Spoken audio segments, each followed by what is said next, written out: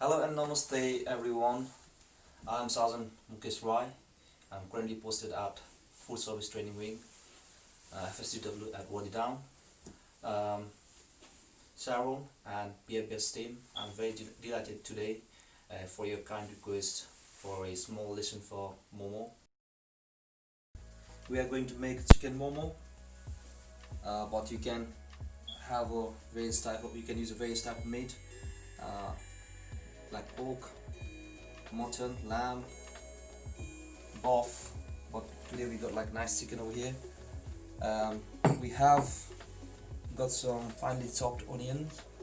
It need to be really fine because if you've got two big chunks, then it might affect the flavor and the texture itself. We got some chopped coriander. It's very fine as well. We got some, as you can see, we got some spring onion. We got some ginger paste, salt for taste, seasoning. We got some soy sauce, light soy sauce, and flour for the dusting.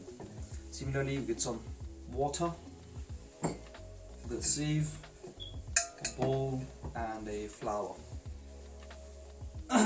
All the ingredients are measured up for 10 portion, which we have seen you already. Now we'll start with making the dough. To make a dough, sieve the flour. My sieve is a bit small. Yes, my sieve is a bit small, that's why I'm just lifting it and I'm shaking it. I'll make a bay in the center, and I'll pour this water, which is 225 ml. I won't put all of them because it might be a bit sloppy. I'll do a bit of water. I'll start making the dough.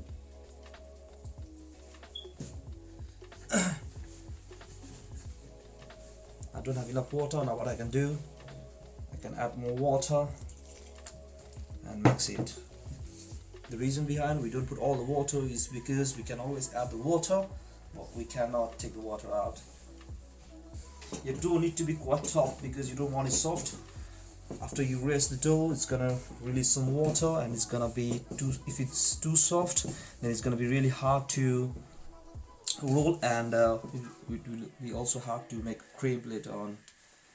I'm going to need this dough. I want to activate the stars, so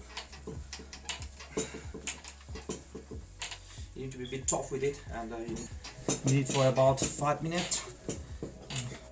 Now my dough is ready, as you can see. Now I'm going to rest it for about 15 minutes, and I'm going to knead it later on. Put some oil on the top. It will avoid the dough to form any crust. While my dough is resting, I'm going to clean my table.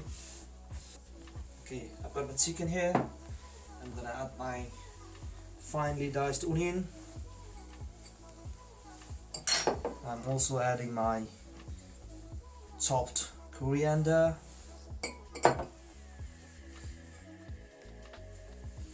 spring onion,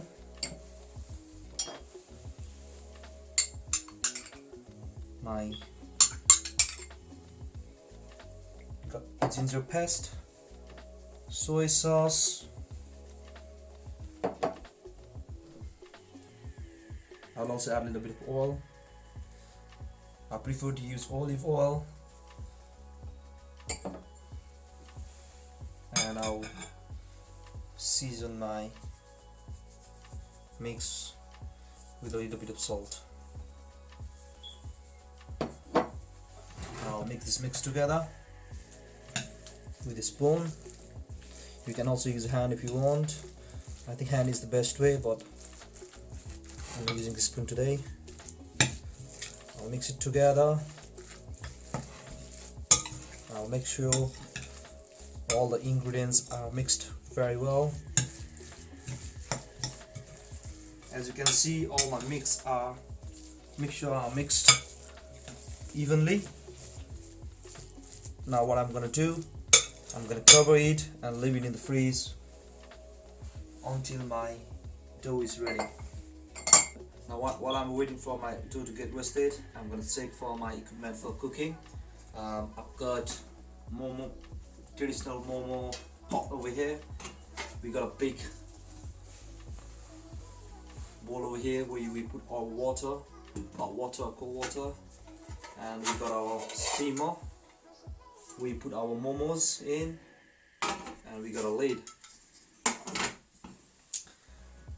I've got a chopping board where I'm gonna roll my dough. I've got a oil and a pastry brush to grease my tray, which I'll do it now. To grease it, what you need to do is dip the brush into the oil and you brush it from the corner without missing any part on the pot. Otherwise, when you cook your momo, it's gonna stick into it and it's not gonna look great. You don't want your momo to break. I've got a rolling pin and a board where I put it.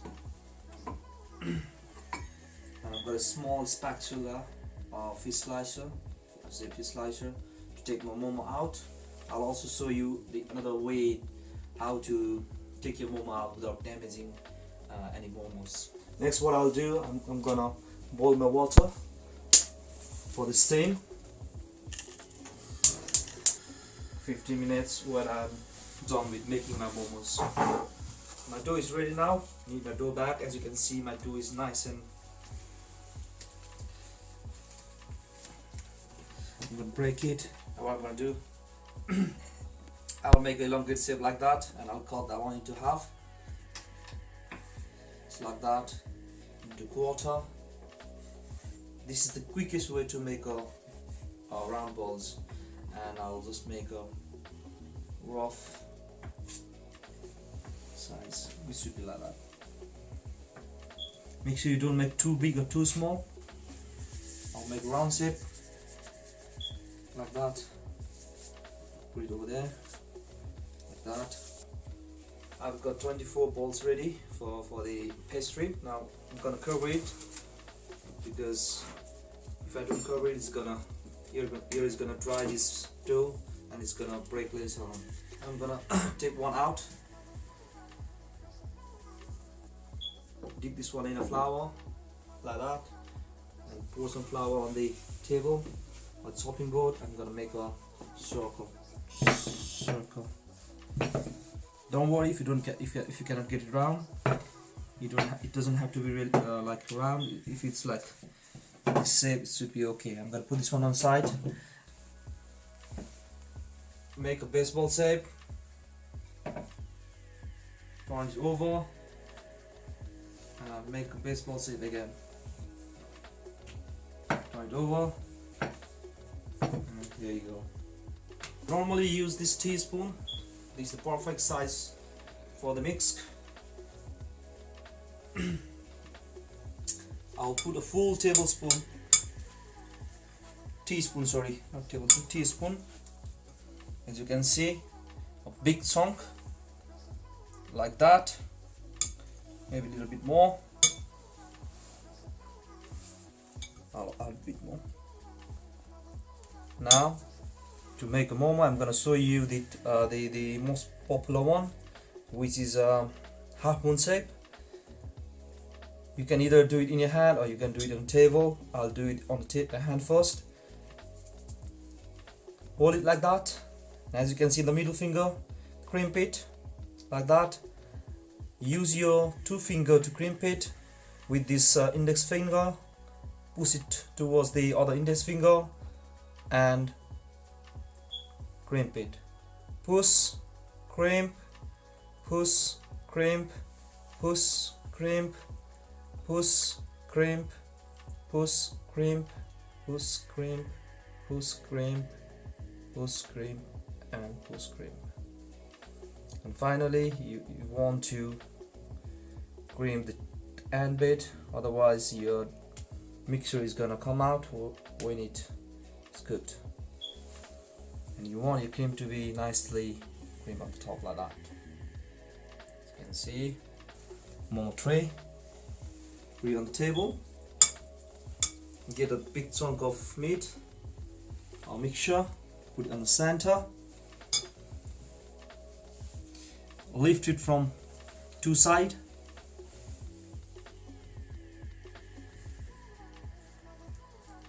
and spread your mix evenly, making sure you got space on each corners. Now you're gonna crimp it as I did before with the index finger and the thumb, and use your other index finger to push this reminder dough over there and crimp it. Again, push the dough, crimp it. Now what I'll do again, I'm going to crimp all the top ends with my finger like that, and you need to make sure you don't have any gap in between, and you'll have a nice momo, half moon momo shaped. Again, I'm going to put the same amount of mix on my dough. Now with this one again, same procedure, use my index and thumb, crimp it and push with the index finger, keep on going. You need to go make a circle this time. Yeah, as you can see, when I'm crimping it, I'm moving my hand a bit, crimp it, move my hand a bit, crimp it, move my hand a bit, crimp it, and finally finish it. This is how it looks after it's done. I'm going to put this one here again, put the filling,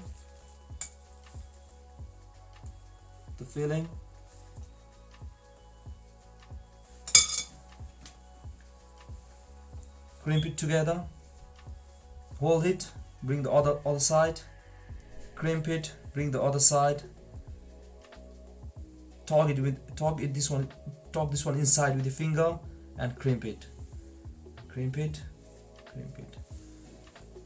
Looks like a small parcel. We normally cook two types of chutney. One is cooked chutney and one is raw chutney.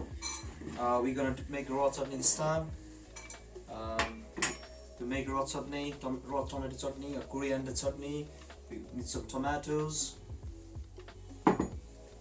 some lemon if you want. It's not in the recipe, but I like lemon, so I'm gonna put a little bit of lemons on them. Garlic, chili. This is a Nepalese chili. It's known as dalim, it's round chili or buffalo chili.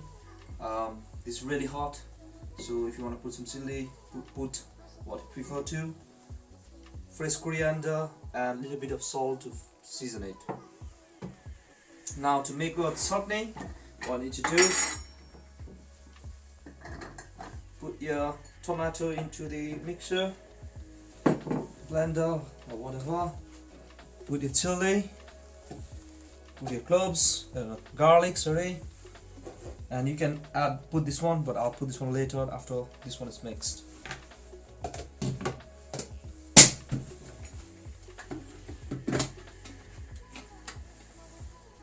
Turn your mixture on.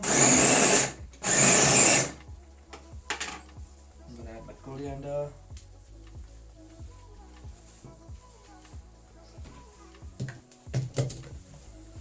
Cover it.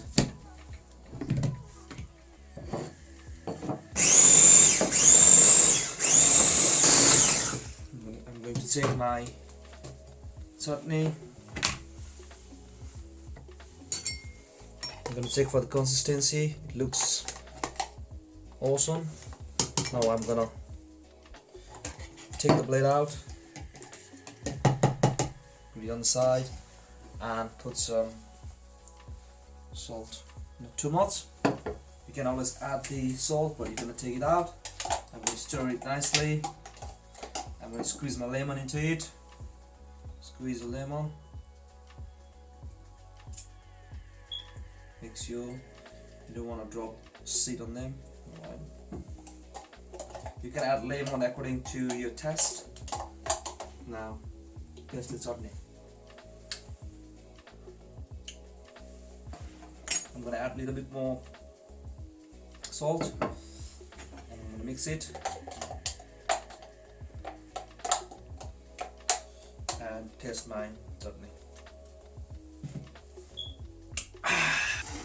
Check your momo after 20 minutes.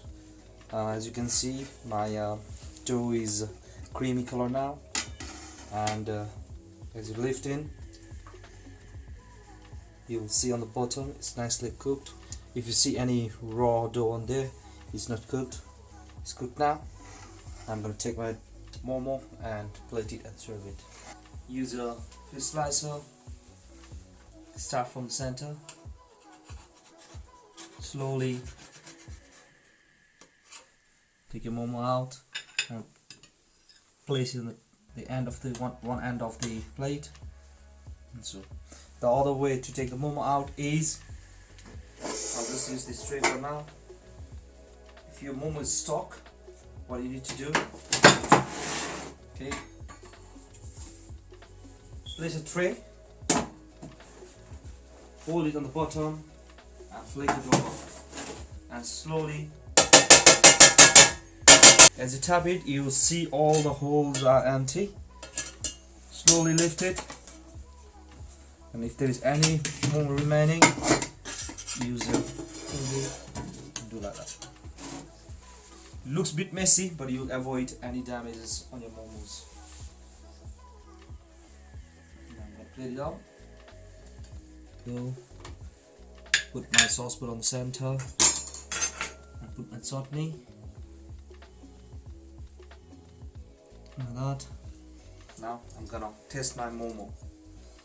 Ideally, people prefer to use fork and knife, but as it is a hand-baked,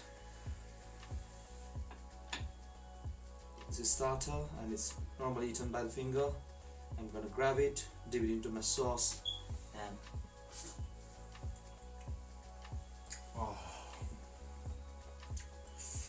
it's very nice. Put some chutney in the center.